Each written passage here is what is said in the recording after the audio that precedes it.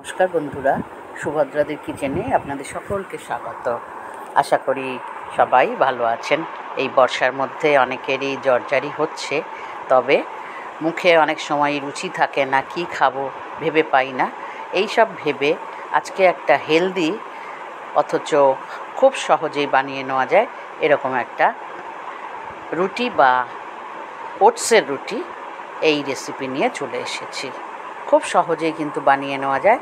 তার জন্য প্রথমেই যেটা করতে হবে, একটা মিশ্রণ বানাতে হবে, এবং সেই মিশ্রণটা বানানোর জন্য আমাকে প্রথমে ওটস, যেগুলো আমরা রোলড ওটস পাই, কাঁচা, যেটা গোল গোল গোল গোল চ্যাপ্টা চ্যাপ্টা, সেইটাকে আমি মিক্সিতে ভালো করে গুঁড়ো করে নিয়েছি। নিয়ে তাতে 1 কাপ মতো এরকম গুঁড়ো নিয়েছি এবং 1 মুঠো মতো আটা নিয়েছি, যাতে একটু বাইন্ডিংটা বেশি হয়। ওটসে একটুখানি ফেটে যাওয়ার চান্স থাকে রুটি পরোটা করতে গেলে, সেই জন্য। আর নিয়েছি ছোট্ট একটা পেঁয়াজ কুচি আর 2-3টে কাঁচা লঙ্কা কুচি। এই দিয়ে নুন দিয়ে ব্যাস জল দিয়ে পরিমাণ মতো একটা ব্যাটার তৈরি করে নিয়েছি। ব্যাটারটা একটু এমনভাবে রাখবেন যাতে খুব পাতলাও না হয়, আবার খুব শক্তও না হয়। যাই হোক, করে নিয়েছিলাম, এবং ব্যাটারটা কিন্তু 5 মিনিট রেস্টে রাখলে আবার একটু শক্ত হয়ে যায় বা ঘন হয়ে যায়, তাই জন্য আবার একটু করার আগে জল দিয়ে নেবেন। এবারে একটা ফ্রাইং প্যান বসিয়ে দিলাম, দিয়ে সাদা তেলই করব, খুব কম তেল ব্রাশ করেই মূলত করব। লাস্টে একটু বাটার অ্যাড করব।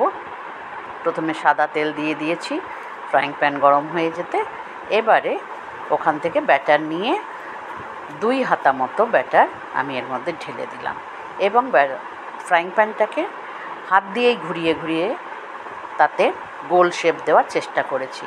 যদি পুরোটা না হয় তখন একটা ছোট্ট বাটি, তার পেছনটা যেটা ফ্ল্যাট অংশ, সেইটা দিয়ে ঘুরিয়ে ঘুরিয়ে করবেন। দিয়ে দিয়েছিলাম একটু ঢাকা দিতে। এবার একটুখানি মিনিট 2-3 এটা জলটা টানে, এবং তারপরে যে পিঠটা ওপরে রয়েছে সেখানে একটুখানি আবার তেল ব্রাশ করে উল্টে দিলাম। তেল ব্রাশটা না করলে ওপরের পিঠটা তো আর তেল পায়নি, প্রথমে নিচের অংশটায় আমরা ঢেলেছিলাম, সেই পিঠটা পেয়েছে। এই জন্য ওপরের পিঠটাও এরকম একটুখানি তেল ব্রাশ করে তবে উল্টাবেন। তারপর আবার একটু ঢাকা দিয়ে দেবেন, দিয়ে আবার মিনিট খানেক একটু ভালো করে এটা সেদ্ধ হয়ে যাবে। দেওয়ার পর বেশ লালচে লালচে হয়ে আসবে, চেপে চেপে একটু ভেজে নেবেন।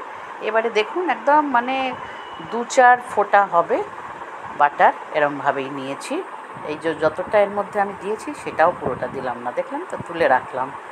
এক সাইডে দিয়ে মোটামুটি এটাকেই ওলট পালট করে নিলে হয়ে যাবে। খুব কম উপকরণে অথচ খুবই হেলদি ফুড।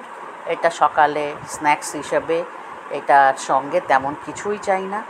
সস হলে হতে পারে, বা আপনার একটু আচার টাচার হলে, যদি মুখ বদলের জন্য, স্বাদ বদলের জন্য খান, তাও ভালো লাগবে সঙ্গে।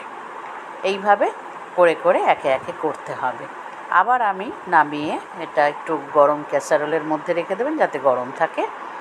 এবারে আবার দিয়ে দিলাম, একটু তেল ব্রাশ করে নিলাম, নিয়ে ব্যাটারটা দেখুন প্রায় পুরোটাই ছড়িয়ে গেছে। যদি খুব ঘন মনে হয় প্রথমেরটা, তাহলে একটু পাতলা করে নেবেন, যাতে বাটিটা না ইউজ করাটা প্রয়োজন হয়, প্রয়োজন লাগবে না। বেশ একটু ঢাকা দিয়ে আবার করে নিলাম, ব্রাশ করে দিলাম অল্প করে। দেখুন এই পিঠটা যতটা পাতলা করা সম্ভব সেইটা করলে ভালো, তবে বেশি পাতলা করতে গেলে ওটস ভেঙে যায়। 2 হাতে 2টো হাতা বা স্প্যাচুলা নিয়ে উল্টাবেন, না হলে ওই অনেক সময় কোনো একটা ডিশে ঢেলে নিয়ে তারপর উপর করে দেওয়া যায়, সেটা পারলে সেটাও করতে পারেন। ব্রাশ করে নিয়ে আবার উল্টো পিঠ করে দিয়ে দিয়েছিলাম, দিয়ে আবার এইভাবে একটু লাল লাল করে ভেজে নেব। এইভাবেই মোটামুটি সব কটা আমার করে নিতে হবে, যতটুকু দরকার ততটুকু করে আপনারা খাবেন। প্রয়োজনে রেখেও দিতে পারেন, যে আবার বিকেলে লাগলে সেটা তখন ব্যবহার করতে পারেন। যদি তখন আবার একটু ঘন হয়ে যায়, আবার একটু জল দিয়ে দেবেন। এই রকমভাবে কিন্তু করে রাখলে একবেলাটা আরেকবেলাও খেতে পারেন। লাস্টে একটু বাটার দিই এই কারণে, তাহলে স্মেলটা খুব ভালো হবে, স্বাদটাও ভালো লাগবে। সঙ্গে ওপর দিয়ে গোলমরিচ গুঁড়োও ছড়িয়ে দিতে পারেন।